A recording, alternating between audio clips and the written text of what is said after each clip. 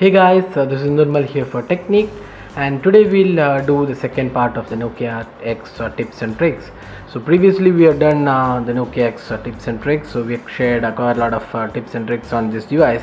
So that was the first part. Now we'll share the rest of the tips we have for this device. So Nokia X, we already know, is the first Android phone from Nokia, which runs a custom Android version of Android. I mean, it has a customized UI, and it runs on Android 4.1.2 Jelly Bean, and it has Android IOSP project. So there is no Google services on this, and we already covered how to root the device and then install Google Play Store and other Google apps. So we'll not go into details of that video, so you can check out our channel for all those stuff. So now we'll cover some of the tips and tricks which are remaining from the first part. So now in the first part we had covered mostly about the home screen and how to customize the home screen, then few settings in the SIM card and other stuff. Now recently Nokia has rolled out an update to this device. So this device is now running the Nokia X platform 11.1.1. so if you go to the settings, you can see this is the new version. So let's just show you this. So you can see here it's 11.1.1. so that's the latest software version which Nokia rolled out. So along with this update, so Nokia has added just one new settings. So just we'll show you that setting. So if you go to home screen, we already showed you how to customize the tiles and reorganize it and group into folders, etc. So now there's one more change here. You can change the color of the tile. So by default, if you install any app, it will be blue in color. You can see here almost all the installed apps are blue in color, and system apps you have green and other lighter blue shades, and also pink shades for the Nokia apps. Now we have this option to change the color of the tile to whichever color you want. So for that you need to just press and hold any tile, and if you can, I'll just zoom in and show you this option.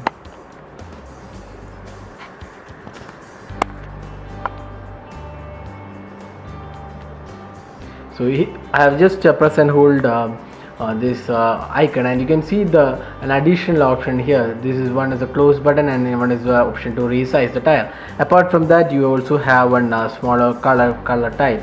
So you can see here it comes with some 6 colors. So you can customize. Just hit this icon and you can see the color changes for that tile. And if you press again, it will change again. So there are some few colors here, namely around 1 2 3 4 5 6 colors are available.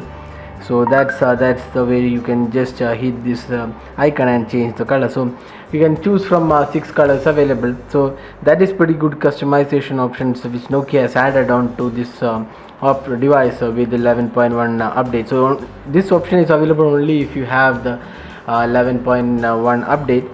So if you don't have, you just update to this latest version, and you can get this feature.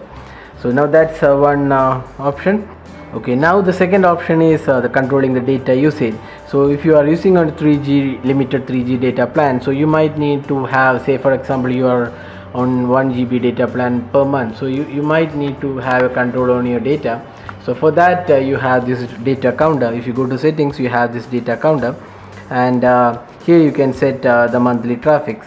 So you can see here you can show the data counter, and you can see the monthly traffic whatever is being used currently.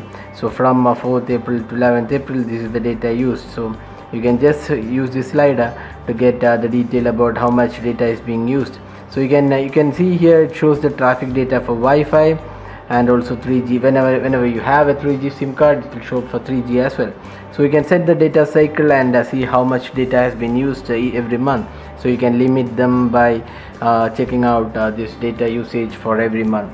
So that's again a handy feature to have if you are on a limited data. Now another option is the USB debugging. We all know that Android devices have this USB debugging. So if you are a developer, you can enable this USB debugging. So for that you go to developer options, and you can see the option here, USB debugging. So this when selected, you can do quite a lot of options if you are a developer. So now this phone comes with a 3G support, so you can use one SIM card as a 3G connection. So 3G does give pretty good speed. So if you are using a 3G SIM card, you can probably share the data. So what you can do is you can share data from this device to another device which has a Wi-Fi. For that, you can select the tethering and hotspot. So if you select this option, you can see portable Wi-Fi hotspot. So when you select this option, you can enable the portable Wi-Fi hotspot. You can enable portable Wi-Fi hotspot from this device. So what it does is it will share the 3G connection on this device onto another device. So you can allow other phones with Wi-Fi or even tablets or other desktops as well to this device. You can configure this from here. You can set up the SSID and also the password and then connect it. So that's again a pretty useful app. So option. You can also enable via Bluetooth or USB if USB is connected. So these are the options in the hotspot, Wi-Fi hotspot. Now coming on to other options, this phone comes with a dual SIM option. So if you are using dual SIM, you have this option to set ringtone for different ringtone for each SIM card. So you can see here under tones, sounds and vibration. Under tones, you can see SIM 1 ringtone, SIM 2 ringtone, and the notification ringtone. So you can set separate ringtones for both the SIM cards. So the good aspect of this is that you will know which SIM card is ringing. Say for example, first ring SIM card has this tone. So whenever this tone rings, you know that it's first SIM card, and you might know that if you're not using the first SIM card, the second SIM card most frequently, so you can just skip the call. So that way it's a pretty good option to have. Next step, you can see the battery usage on this device. So this comes with a very low battery, around 1800 mAh battery. So that is pretty low by all standards. So if you want to get the battery usage, you can see the battery here. So what this option does is that it will show you the battery used by different apps.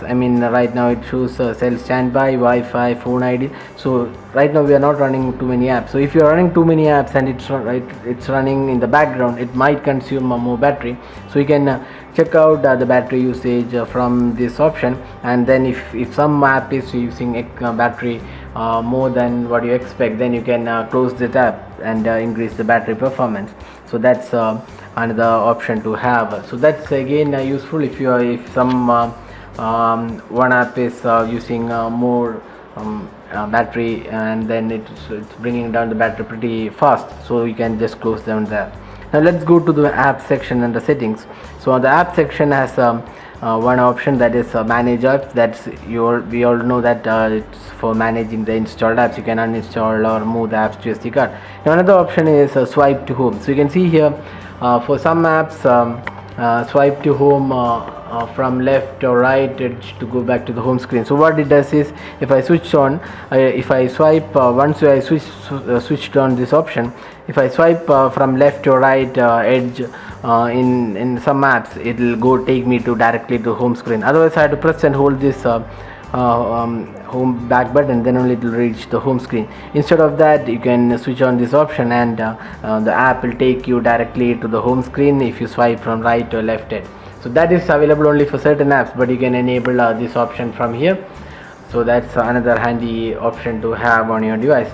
Now let's go back to the lock screen. So if you see this is the lock screen, and if you swipe from here, you can just open the lock screen. And if you swipe individual app, so you can just open that app when you open the lock screen. So that's how you dismiss the notification. Now if you have too many notifications, instead of dismissing one by one, what you can do is you can swipe up. So you can see here, see an option, swipe up to clear all your notification. Now you can see at the bottom, swipe up to clear all your notification. So when I swipe up, all the notification will be released. So you can see release to clear all the notification. So when I release, all the notification will be removed, and you will have the lock screen clear. So that's if you have too many notifications on the lock screen, this is the best option to clear all of them. So those were the second part of the tips and tricks of the Nokia X. I hope you loved these tips and tricks. So you can also check out our first part of this video, where we have shared mostly on the start home screen and a few other settings as well. So this device is entry-level Android phone, which pretty decent specs. We already done a review of this device, so you can check out the review as well. So those are the tips and tricks on the Nokia X. So if you have any specific queries regarding this video, drop a comment and we'll be glad to help you out with your queries. If you like this video, do hit the like button and share this video with your friends. And finally, thanks for watching this video.